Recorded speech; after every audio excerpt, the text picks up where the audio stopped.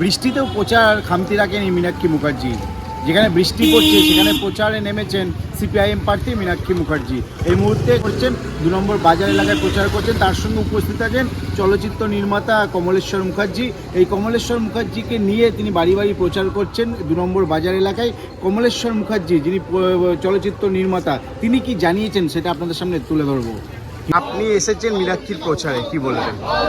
প্রথম কথা যেটা বলবো সেটা হচ্ছে আমরা সবাই মিলে যেটা চাইছি সেটা হচ্ছে এই যে 2026-এর বিধানসভা ইলেকশন, এই ইলেকশন বাংলা বাঁচানোর ইলেকশন এবং সেই কারণে বাংলা বাঁচাতে বাম গণতান্ত্রিক ধর্মনিরপেক্ষ দলগুলিকে আমাদের নিয়ে আসতে হবে ক্ষমতা। এবং উত্তরপাড়া থেকে মীনাক্ষী মুখার্জি, কমরেড মীনাক্ষী মুখার্জি সিপিআইএম প্রার্থী, তাকে অবশ্যই জয়ী হতে হবে। চারিদিকে দুর্নীতি, তার মধ্যে ভোট। হ্যাঁ, দুর্নীতি আছে, সামাজিক বিদ্বেষ আছে, সব কিছুর মধ্যেই ভোটটাও আছে।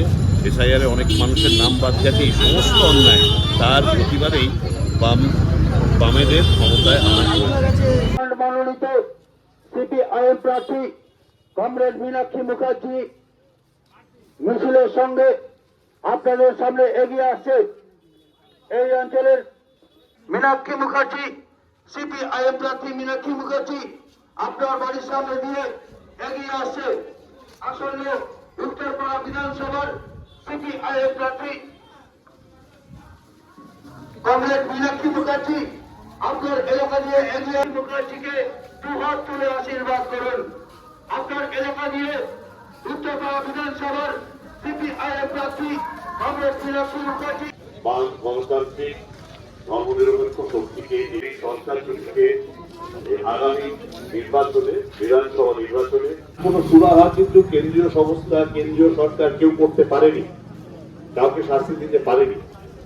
এবার সেই দুর্নীতি এবং সামাজিক বিদ্বেষ বিকল্প একটা সরকার, বিকল্প একটা ক্ষমতার প্রয়োজন আছে এবং বামেদের ক্ষমতায় আসা প্রগতিশীল বাম গণতান্ত্রিক ধর্মনিরপেক্ষ যে জোট তৈরি, সেই জোটের যে প্রার্থী আমাদের কমরেড মীনাক্ষী মুখার্জি সিপিআইএম দলের প্রার্থী, আমি অবশ্যই বলবো যে কমরেড মীনাক্ষী মুখার্জির পাশে দাঁড়ান।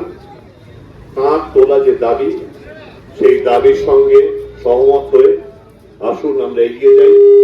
অবশ্যই এবার বদলের প্রয়োজন এসছে এবং এই বদল যদি না হয় তাহলে আমার বিশ্বাস যে নতুন প্রজন্ম, যুব সম্প্রদায় এবং সব থেকে বড় কথা যে নারী নিরাপত্তার অভাব যেটা আমরা দেখতে পাচ্ছি, যারা পশ্চিমবঙ্গ জুড়ে বিভিন্ন ঘটনায় ঘটেছে, তার বিরোধিতা যদি আমরা আজকে না করি তাহলে আমাদের আগামী প্রজন্ম কেউ তারা নিরাপদ থাকবেন না। হিনমোটর থেকে অদীপের সঙ্গে প্রসেনজিৎ, হিন্দুস্তান টিভি।